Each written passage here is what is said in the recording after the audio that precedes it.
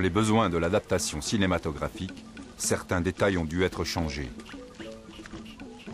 Cependant, l'histoire qui suit est authentique et le déroulement est identique à la réalité.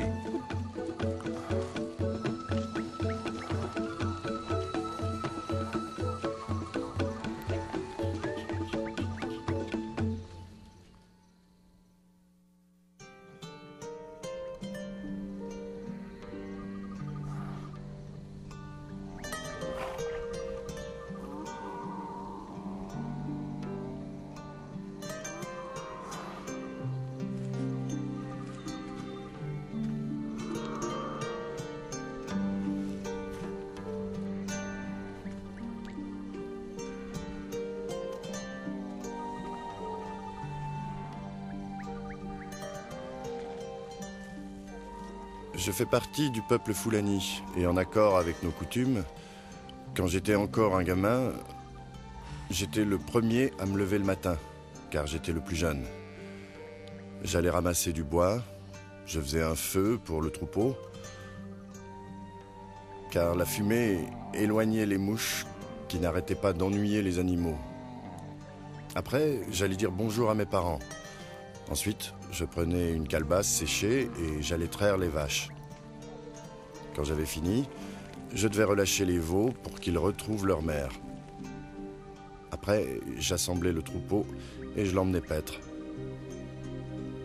Selon nos coutumes, c'est le devoir d'un fils de faire paître le troupeau. Sinon, ce fils est considéré comme inutile. C'était donc mon devoir.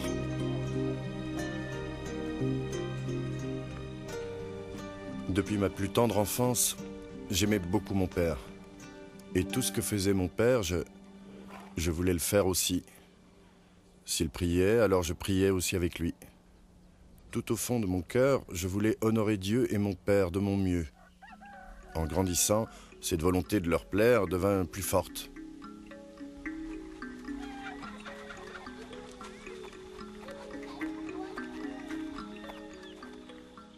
Père, je suis béni d'avoir un père comme toi. Tu m'as donné tout ce qu'un fils peut attendre de son père. Mais j'ai quand même une grande faveur à te demander, si tu as la patience de m'écouter. Dis-moi de quelle faveur il s'agit. Eh bien, est-ce que tu me permets de continuer mes études? J'aimerais aller à l'école coranique pour étudier le Coran. J'y tiens, c'est mon plus grand souhait. J'espère que tu seras d'accord. Tu as autre chose à me demander? Non, père. Bien. Oui, mon fils, je suis tout à fait d'accord. Tu iras étudier à Bochi avec le cheikh Ibrahim. Voilà. Merci, père. Qu'Allah te vienne en aide et que sa paix puisse toujours te guider. Amen, père. Alors, prépare tes affaires. J'y vais, père. Bien. Merci encore. J'y vais tout de suite.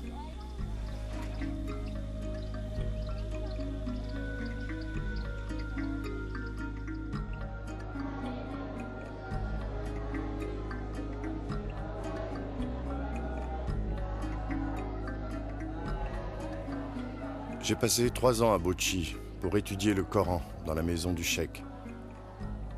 Je n'étais pas le seul étudiant. Nous étions nombreux. Nous avons appris les principes de base de la religion islamique et ses applications dans la vie quotidienne.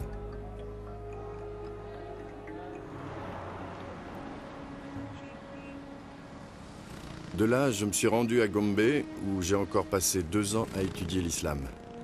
C'est à Gombe que j'ai enfin compris comment on devait interpréter le Coran. Ensuite, 2 ans à Maïdougouri pour continuer. Quand je suis finalement arrivé à Zaria, je lisais et écrivais l'arabe. Je suis resté 1 année à Zaria où j'ai fait des études approfondies sur l'islam. À la fin de mes études à Zaria, j'avais 22 ans. Pour me perfectionner, j'espérais trouver le moyen de me rendre en Arabie Saoudite. Mais c'est à ce moment-là que mon père me demanda de revenir à la maison.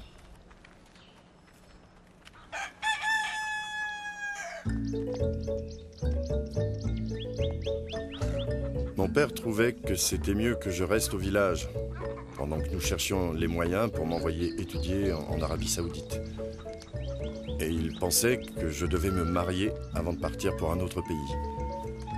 C'est pour cette raison qu'il m'avait rappelé à la maison. Je ne pouvais plus voyager, je devais rester au village. J'y ai passé 1 an. Une année pendant laquelle j'ai retrouvé mon travail de gardien de troupeau.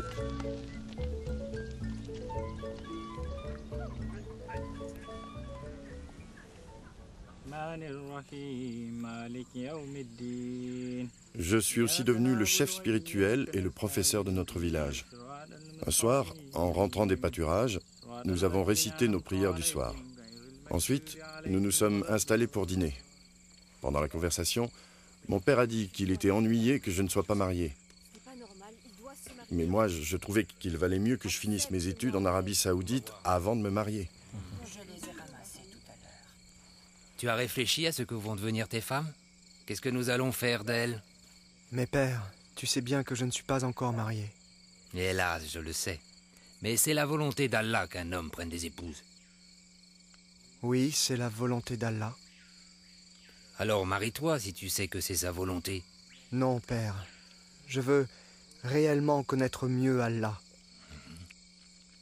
Je le souhaite plus que tout. J'apprécie ta détermination. Et je comprends ce que tu ressens. Oui, mais ta mère trouve que l'Arabie Saoudite, c'est bien loin. Et elle a peur que si tu pars, nous courions le risque que tu ne reviennes plus jamais. On reparlera demain matin de tout ça.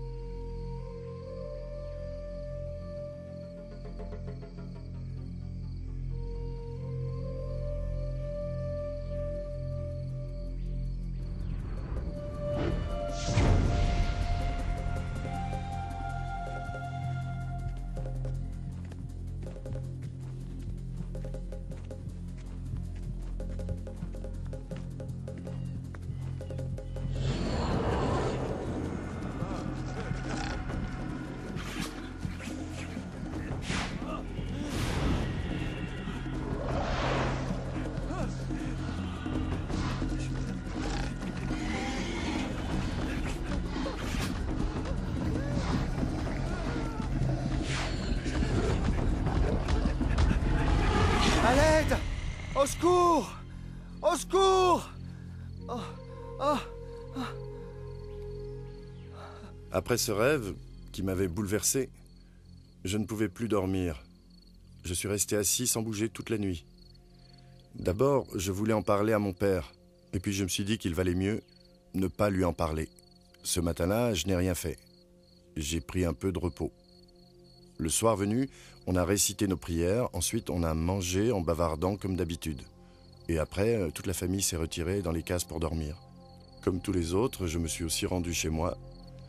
Dès que je me suis endormi, j'ai fait le second rêve immédiatement.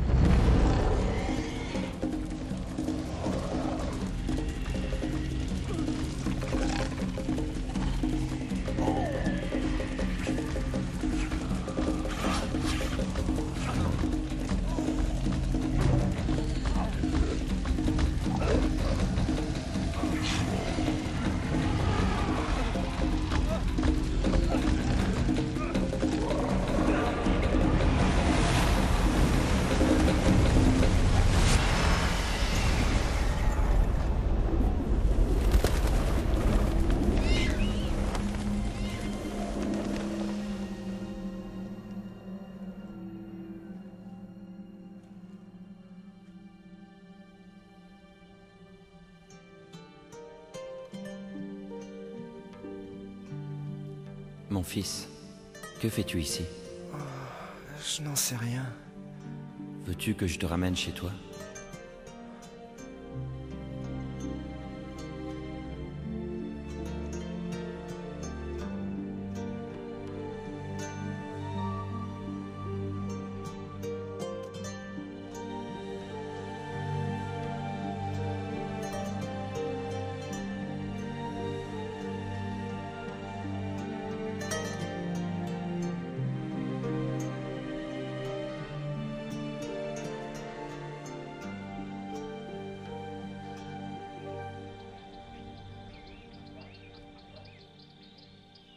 Mon cher fils, je t'aime.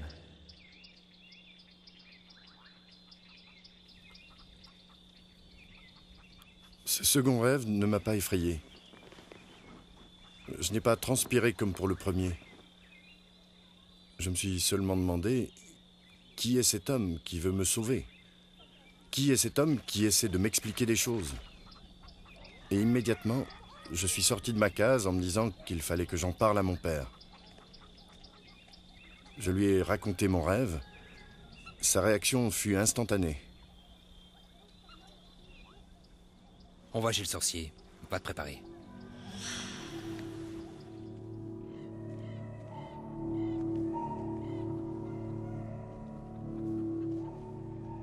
As-tu apporté une noix de cola? Oui, j'en ai une. Tiens.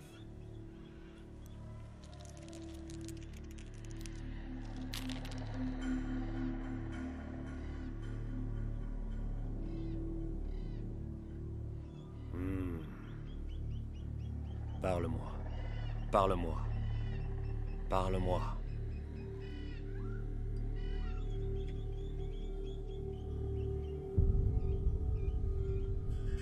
Prends-en un.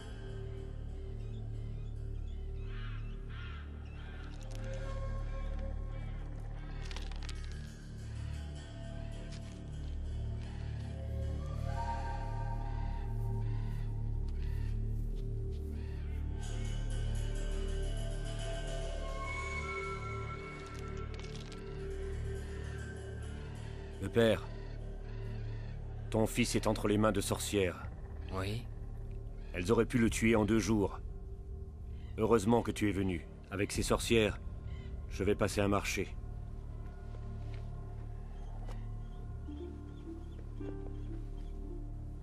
Tu vois ceci? Oui. Passe-le sur sa tête, Oui. avant qu'il aille dormir. Bien. Quant à celui-là, il faut le moudre et l'utiliser comme de l'encens le soir dans sa case. Si Dieu le veut, ce rêve disparaîtra et ne reviendra jamais. Ce rêve, il ne le fera plus jamais? Non, il ne reviendra jamais. Jamais. Parfait. C'est fini. Bien. C'est déjà fait? Oui, oui, C'est fait. Merci. ce n'est rien. Je suis très reconnaissant. Au revoir. Merci encore. Yalunda. Yalunda.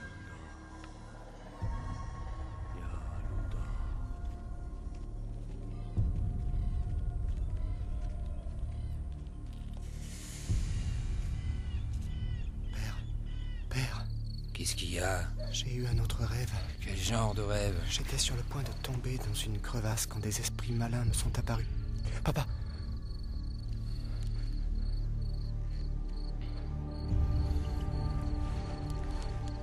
L'un d'entre eux avait des crocs et de longues griffes. Il a dit que si je ne sautais pas dans la crevasse, un lion se trouvant derrière moi me tuerait. À l'instant où j'allais sauter, l'homme en blanc m'est apparu. L'homme en blanc, qui est-ce? Oui, celui qui, dans l'autre rêve, m'a secouru. Qu'a-t-il fait pour toi? Il m'a demandé si je voulais rentrer à la maison. J'ai dit oui, alors il a demandé si je voulais qu'il m'aide. J'ai encore dit oui, alors il a refermé la crevasse d'un simple geste et m'a ramené. Avant de s'en aller, il m'a dit qu'il m'aimait et il a disparu. Et les esprits malins? Quand ils l'ont vu, ils ont disparu. Va te coucher, t'auras plus de mauvais rêves. Papa, j'ai la frousse. Qu'est-ce que tu dis? Tu peux pas avoir peur d'un rêve? C'est pas seulement un rêve, c'est bien plus que ça. Utilise la magie du sorcier et va vite te coucher. Si les rêves reviennent de nouveau, nous pourrons nous rendre à Sokoto demain matin pour voir un autre sorcier. D'accord? Essaie de te reposer.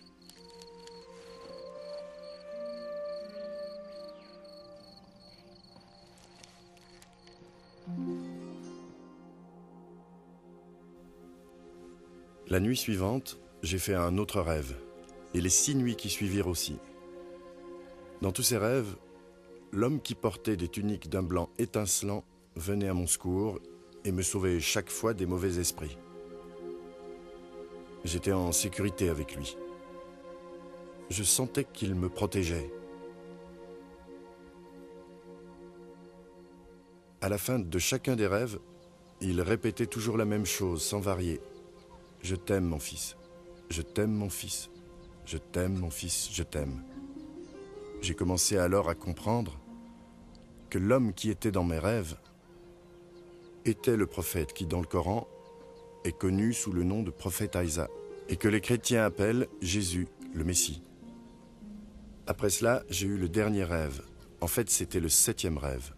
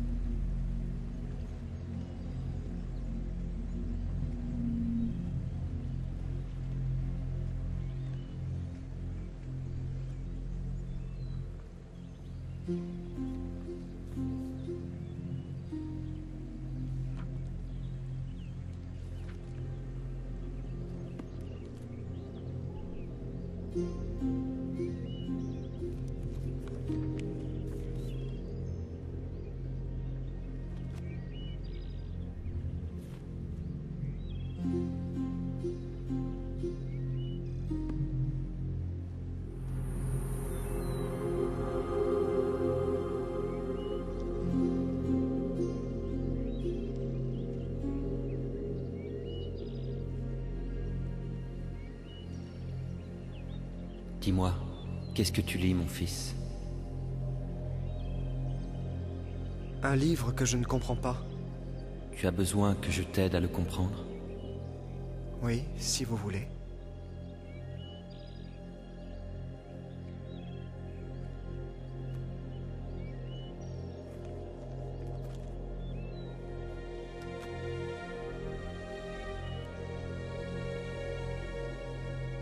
Mohamed, ce livre vient de Dieu. Il contient sa parole. Tous les versets ont été inspirés par Dieu lui-même. Venez à moi, vous qui êtes fatigués et chargés, et je vous donnerai du repos. Prenez mon joug sur vous et recevez mes instructions, car je suis doux et humble de cœur, et vous trouverez du repos pour vos âmes, car mon joug est aisé et mon fardeau léger. As-tu déjà entendu parler du chemin, de la vérité et de la vie? Non, jamais entendu. Je suis le chemin, je suis la vérité, je suis la vie. Personne ne peut arriver au Père s'il ne passe par moi. Qui es-tu? Tu me connais sous le nom de prophète Isa. Je suis venu à toi pour te donner la vie éternelle. Si tu me reconnais en tant que ton Sauveur et ton Dieu, tu deviendras un enfant de Dieu. Parce que Dieu a des enfants? Les enfants de Dieu sont nés de son esprit. Les enfants de Dieu ne sont pas nés de la chair. Est-ce que tu crois en Dieu? Oui, je crois en Dieu. Si tu veux le salut, crois aussi en moi. Ce monde t'apportera de nombreuses épreuves. Mais réjouis-toi. J'ai triomphé de ce monde. Aimerais-tu me recevoir? Oui, je veux te recevoir.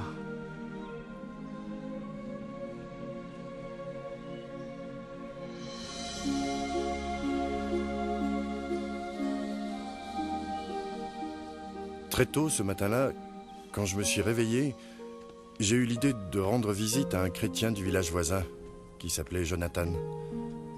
Je voulais partager mes réflexions avec lui, parce que c'était un brave homme, et je sentais que je pouvais lui faire confiance. Je lui ai raconté mes rêves. Jonathan a écouté attentivement, puis il a été chercher un prêcheur à Bauchi. Il le connaissait bien, parce que ce prêcheur venait dans son village tous les dimanches. Vous pouvez attendre ici, pasteur. Je vais chercher Mohamed et on vous retrouve ici. D'accord.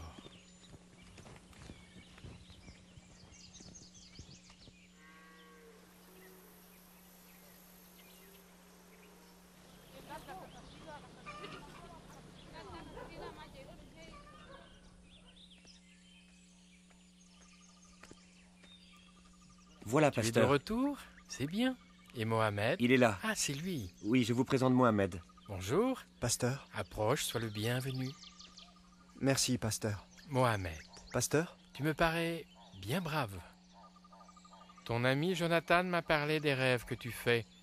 J'aimerais que tu me racontes ces rêves toi-même, en détail. C'est vrai, pasteur. Dernièrement, j'ai fait plusieurs rêves qui me font peur. Des personnes habillées en noir m'ont tourmenté dans ces rêves. Elles voulaient me tuer. J'ai craint pour ma vie.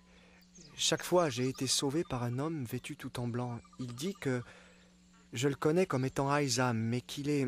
Le chemin est la vérité et qu'on ne peut pas aller au Père sans lui.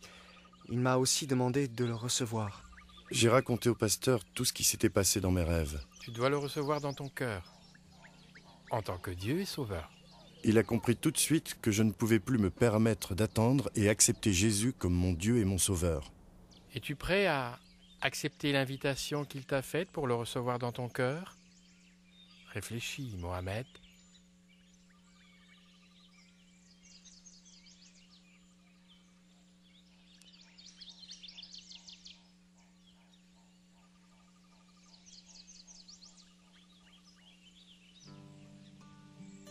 Très bien.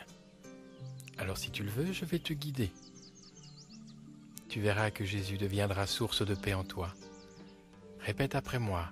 Moi, Mohamed, Moi, Mohamed, accepte Jésus accepte Jésus comme Dieu et Sauveur. comme Dieu et Il Sauveur. va me montrer... Il m'a fait dire le chemin une et simple la vie. prière et je me suis repenti de mes péchés. Amen. Amen. J'ai reçu Jésus. Je suis Et il est certain devenu que mon la sauveur et mon bénédiction Dieu. maintenant est à toi. Dès que j'ai ouvert les yeux, j'ai ressenti une joie et une paix comme jamais auparavant. J'étais heureux et mon cœur plus léger parce que je n'avais plus peur. Mon angoisse avait disparu. Je n'avais plus que joie et paix au fond de mon cœur. Et j'ai senti l'Esprit de Dieu qui me poussait vers mon père et ma mère pour que je leur révèle que j'avais obtenu la grâce de Dieu dans ma vie. Non, mais je dois rêver. Mon fils est devenu un chrétien. Ah, je ne pourrai jamais l'accepter. Jamais. Mon fils est devenu un infidèle. Je ne resterai pas assis près de lui.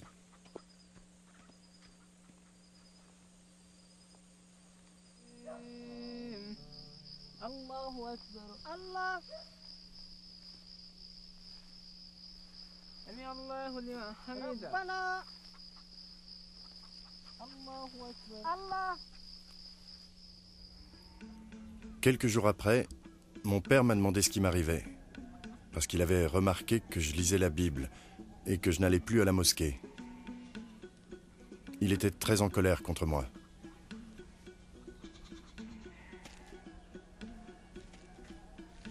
Ce genre de choses n'est jamais arrivé dans notre famille avant aujourd'hui, je te préviens. Je vais faire en sorte que ça ne se reproduise plus. Alors je te donne seulement 2 options.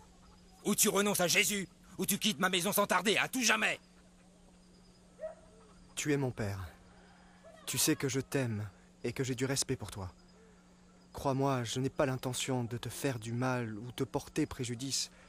Il faut cependant que je te dise que je vais continuer dans la voie que je crois juste et que je continuerai à vivre en chrétien jusqu'à ce que Jésus vienne me montrer où aller. Quand mon père se rendit compte qu'il ne pourrait pas me convaincre de renier ma foi, il incita toute la famille à me traiter comme un paria, Mohamed, jusqu'au jour où... sors de cette case, viens ici.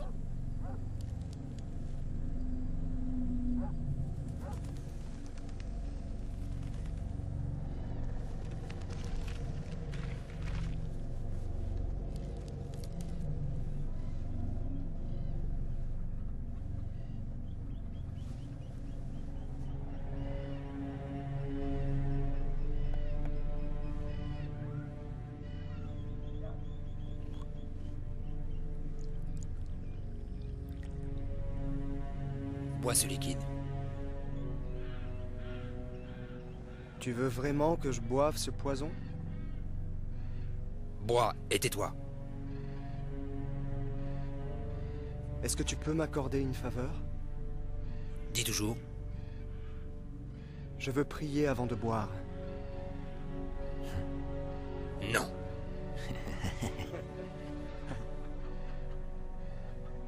et puis j'en ai rien à faire. Si tu veux prier, prie, mais après, je veux que tu boives. Entends-moi, Jésus. C'est à cause de toi que je dois boire ce poison. Je mets ma vie entre tes mains.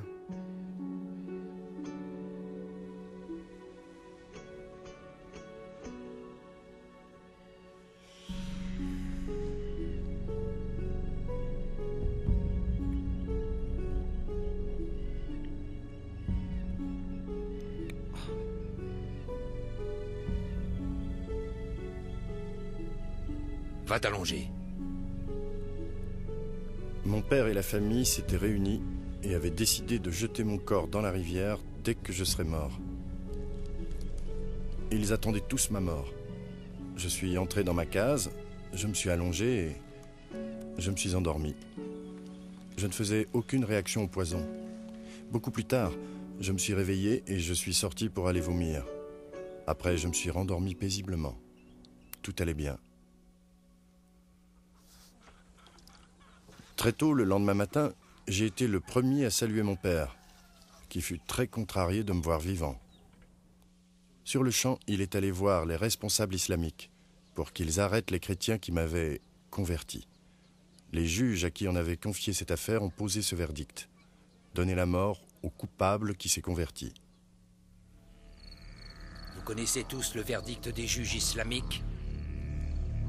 Il va rester ici cette nuit et... Quand mon père rentra ce soir-là, il réunit toute la famille. Il avait pris sa décision, et je devais être banni de notre village le lendemain matin. Il voulait surtout s'assurer d'une chose. Je veux que vous fassiez tout ce qui est nécessaire pour qu'on en finisse avec lui. Vous m'entendez? Mettez fin à sa vie. Compte sur nous, on va le faire. Va-t'en. Va vivre avec les gens que tu aimes. Moi, je t'ai assez vu. Je ne veux plus que tu vives à mes côtés. Jamais. Va-t'en. Va-t'en. Rends-moi ce pantalon et les chaussures.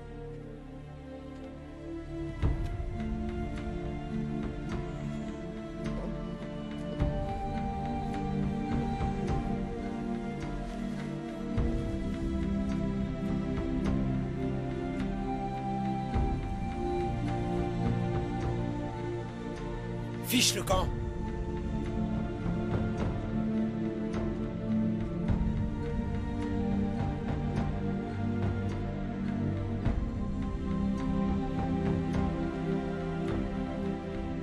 Allez-y.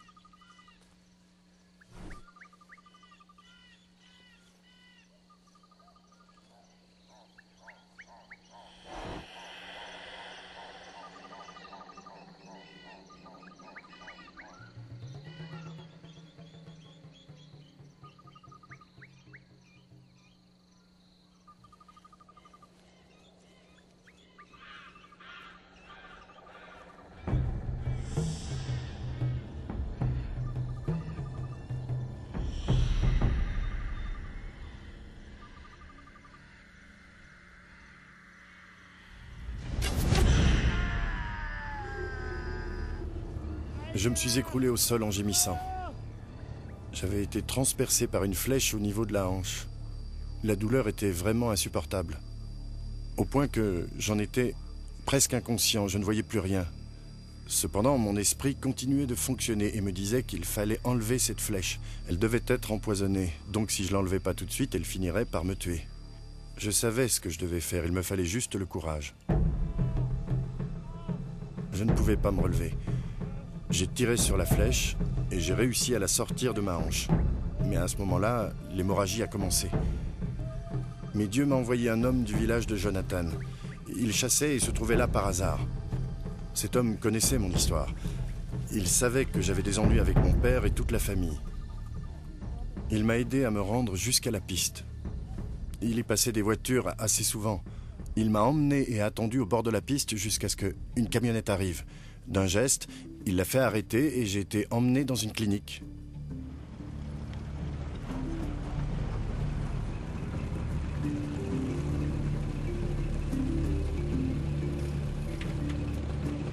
L'arrivée de cette camionnette était providentielle. Encore une fois, Dieu m'avait secouru. La clinique où on m'emmenait avait bonne réputation, mais les soins coûtaient cher. Et ce sont les chrétiens du village de Jonathan qui se sont cotisés pour payer mon intervention chirurgicale. Je suis resté plus d'1 mois en convalescence dans cette clinique. Ensuite, j'ai été accueilli au village de Jonathan où j'ai vécu pendant 18 mois. Mon père a fini par apprendre où je me trouvais. Et il a prévenu la charia. Les juges m'ont condamné à 6 mois de prison.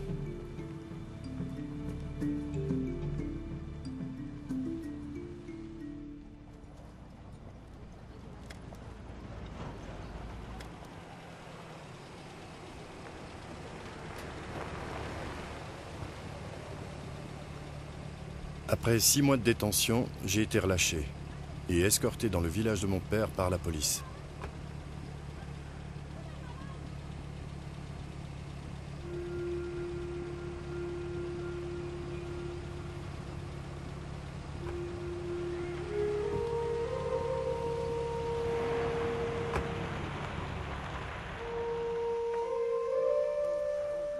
Dès mon retour à la maison, mon père réunit tous nos parents et leur expliqua qu'il fallait que je sois bien traité. Il espérait que s'ils étaient bons et gentils avec moi, j'oublierais que j'étais chrétien. De plus, il me promit 100 vaches et l'argent nécessaire pour avoir 3 femmes si je renonçais à Jésus. Il m'encouragea aussi à oublier le passé. Pendant 7 mois, je me suis de nouveau occupé du troupeau de mon père. Toute la famille croyait que j'étais rentré dans les rangs, que j'étais redevenu un des leurs. Au fond de moi, je me rendais compte que ma foi disparaissait peu à peu. Je compris alors que mon père et ma famille essayaient de me séparer de mon Dieu. Je compris aussi que je ne leur avais jamais ouvert mon cœur. Entre. Bonjour, père. Bonjour. Tu vas bien? Ça va. Assieds-toi là.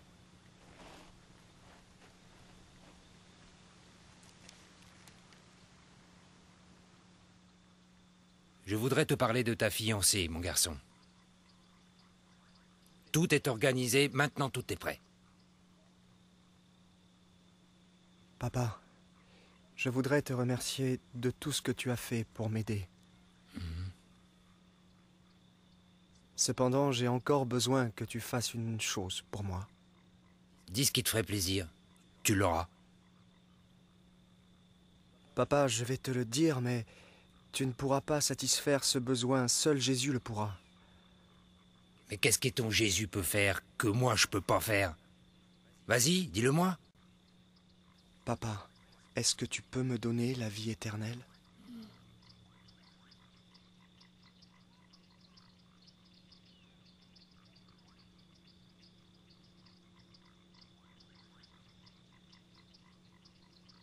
Non. Je peux pas te donner la vie éternelle. Papa, comme tu ne peux pas me donner la vie éternelle, eh bien je reste avec Jésus parce que lui va me la donner.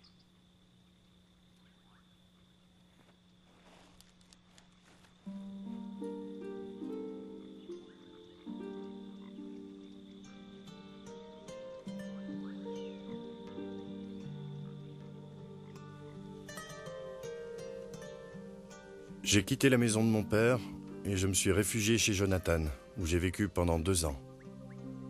Pendant cette période, je ne ressentais aucune envie de communiquer avec ma famille. Je n'en ressentais aucun besoin. Puis un jour, je reçus un message. Mon père était à l'hôpital, très malade, et il désirait me voir.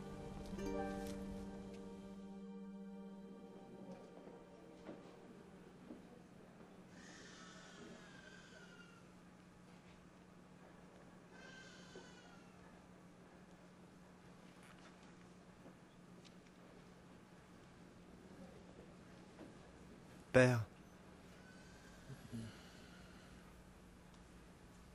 Mon fils. Tu voulais que je vienne te voir? Je te demande pardon, mon fils.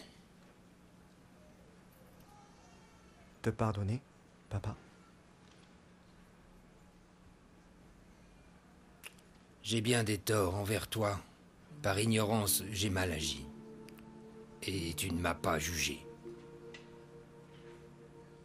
Papa, sache que je t'ai pardonné depuis longtemps. Que veux-tu dire, mon fils? Je n'ai jamais demandé que tu me pardonnes. Oui, c'est vrai, mais la Bible nous enseigne le pardon. Tu comprends?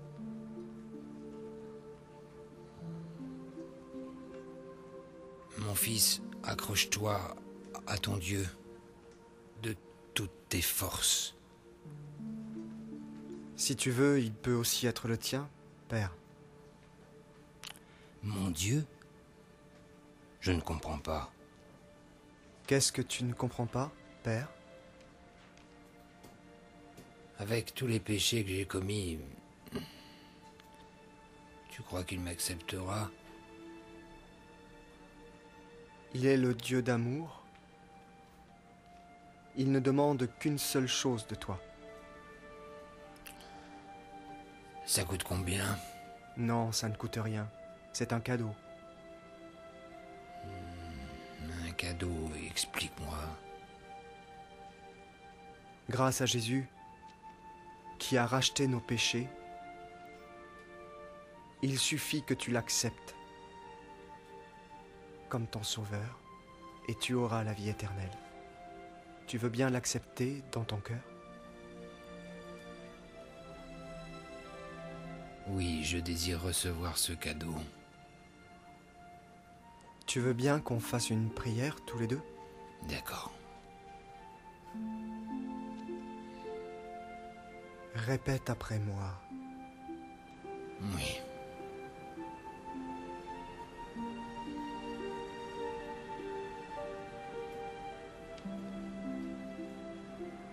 Jésus, je viens devant toi. Oui, Jésus, je viens devant toi. Afin que tu pardonnes tous mes péchés, et je veux... Afin que tu pardonnes tous mes péchés, et je veux... Que tu deviennes mon Seigneur et mon Sauveur. Que tu deviennes mon Seigneur et mon Sauveur. Amen. Amen.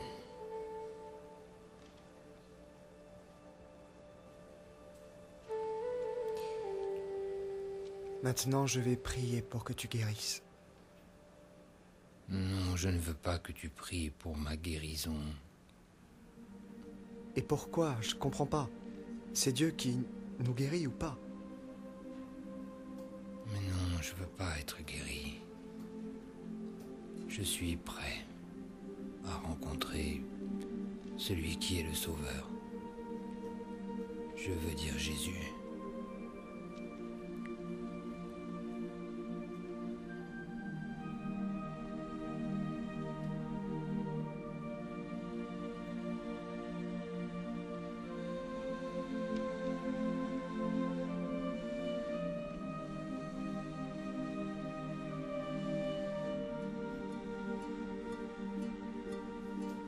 Mon père est mort 3 heures après avoir prié avec moi.